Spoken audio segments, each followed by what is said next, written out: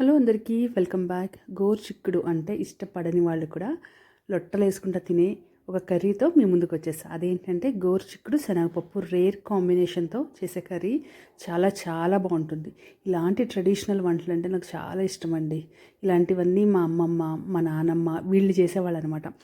So వాళ్ళ దగ్గర తిని నేర్చుకున్న రెసిపీస్ ఇవన్నీ అప్పుడప్పుడు ట్రై చేస్తూ ఉంటా. గుర్తొచ్చినప్పుడల్లా చాలా చాలా బాగుంటాయి. చేయడం కూడా చాలా ఈజీ. అట్లా ఇలా ఈ కర్రీ ముందు నాకైతే ఎలాంటి నాన్ వెజ్ కర్రీ కూడా పనికిరాదు, అంత బాగుంటుంది. సో పైపింగ్ హాట్ రైస్తో పైపింగ్ హాట్ కర్రీ కాలిపోతుంది అనమాట. చాలా బాగుంటుంది, చేయడం కూడా చాలా ఈజీ.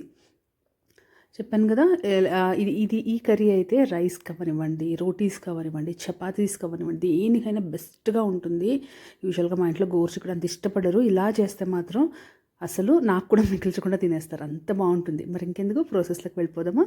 సో దీనికోసం ముందుగా ఇలా 1/2 ఇంచ్లో కట్ చేసుకున్న గోరుచిక్కుల్ని శుభ్రంగా క్లీన్ చేసుకుని కట్ చేసేసుకుని వాటిని కుక్కర్లో వేసుకున్న. ఒక 1/2 కిలో గోరుచిక్కుడికి ఒక హాఫ్ బౌల్ అంతా శనగపప్పుని ఒక హాఫ్ అన్ అవర్ నానబెట్టుకున్నాను.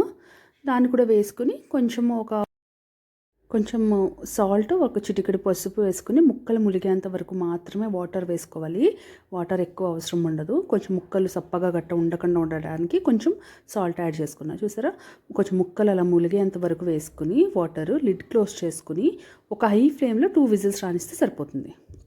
సో ఇప్పుడు దీనికి మనం కొబ్బరి కారం రెడీ చేసుకోవాలండి. దీనికి ఒక స్పూను ఎండు కొబ్బరి పొడి, అలాగే ఒక స్పూన్ కారము, ఒక 1/2 స్పూన్ జీలకర్ర, అలాగే ఒక 10 వెల్లుల్లి రెమ్మలు కూడా వేసుకుని కోర్స్గా గ్రైండ్ చేసి పెట్టేసుకున్నాం పక్కన. చూసారా అట్లా.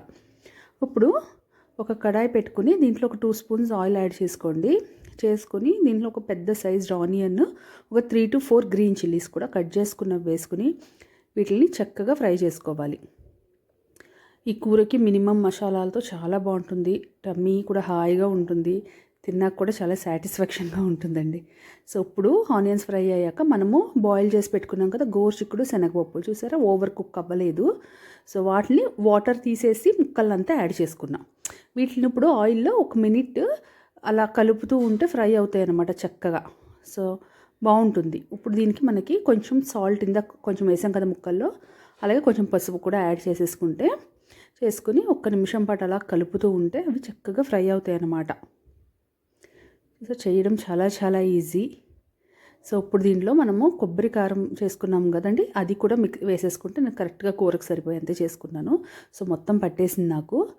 దాన్ని కూడా యాడ్ చేసేసుకుని చక్కగా ఒక్కసారి కలిపేస్తే మొత్తం కూరకంతా కారం పట్టేలాగా, అలాగే 1 నిమిషం పాటు అలా కలుపుతూ ఉంటే ఆ కొబ్బరి కారం కూడా చక్కగా ఫ్రై అయిపోతుంది అన్నమాట. చూసారా, ఇంకా కారం గట్ట ఎక్స్ట్రా వేయక్కర్లేదు. మనము చిల్లీస్ వేసాము అండ్ ఈ కొబ్బరి కారం కూడా సరిపోతుంది మనకి స్పైసీనెస్. అలా కలిపేసుకుంటే 1 నిమిషం పాటు చక్కగా ఫ్రై అవుతుందన్నమాట. చూసారా, ఇప్పుడు దీంట్లో నేనైతే వాటర్ని సపరేట్గా తీసి పెట్టుకున్నాను, బాయిల్ చేసిన వాటర్ని అవి వేసేసుకున్నాను. అలాగే ఇంకొక కొంచెం వాటర్ అంటే ముక్కలు ములిగేంత వరకు వాటర్ వేసుకుని దీన్ని ఆల్రెడీ కుక్ అయిపోయినాయి కాబట్టి ఎక్కువ టైం పట్టదు శనగపప్పు అలాగే గోరుచిక్కుడు. సో దీన్ని ఏంటంటే హై ఫ్లేమ్లో పెట్టేసుకుంటే కూర దగ్గర అయ్యే వరకు సరిపోతుంది. సో కరివేపాకు ఉంటే యాడ్ చేసుకోండి, బాగుంటుంది. నా దగ్గర కరివేపాకు లేదు. సో లిడ్ క్లోజ్ చేసుకుని చూసారా, ఒక 3 to 4 మినిట్స్కి నాకు ఇలా కూర దగ్గరకు పడిపోయింది. ఆయిల్ చక్కగా పైకి తేరింది. చూస్తుంటే మౌత్ వాటరింగ్గా ఉంది కదా, చాలా చాలా బాగుంటుంది టేస్ట్ కూడా. తప్పకుండా ఒకసారి ట్రై చేసి చూడండి, అందరూ చాలా ఇష్టంగా తింటారు. మంచి fibre and protein rich curry అని చెప్పొచ్చు. మీకు ఇంకా ఏమన్నా కొంచెం స్పైసీనెస్ తక్కువ అయితే మీరు తగ్గించి కూడా వేసుకోవచ్చు అన్నమాట. మిరపకాయలని గట్ట మేము కొంచెం బాగానే స్పైసీగా తింటాము. సో దీన్ని ఇంకా మనం సర్వ్ చేసేసుకోవడమే. చూసారా, ఇలాంటి సింపుల్ రెసిపీస్ కోసం నా ఛానల్ని సబ్స్క్రైబ్ చేసుకోవడం, వీడియోని లైక్ చేయడం మర్చిపోకండి. ఇలాంటి మరెన్నో రెసిపీస్ నా దగ్గరగా ఉన్నాయి, అన్నీ త్వరలోనే మీ ముందుకు రాబోతున్నాను. సో చూసారా ఎంత హెల్దీనో, లంచ్ బాక్స్లోకి, ఆఫీస్ బాక్స్లోకి అన్నిటిలోకి చక్కగా ఉంటుందండి.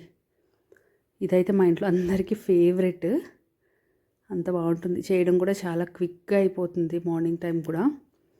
సో ఇలాంటి రెసిపీస్ మీకు కావాలనుకుంటే తప్పకుండా ఛానల్ లైక్ చేసి సబ్స్క్రైబ్ చేసుకోండి. Thank you so much for watching.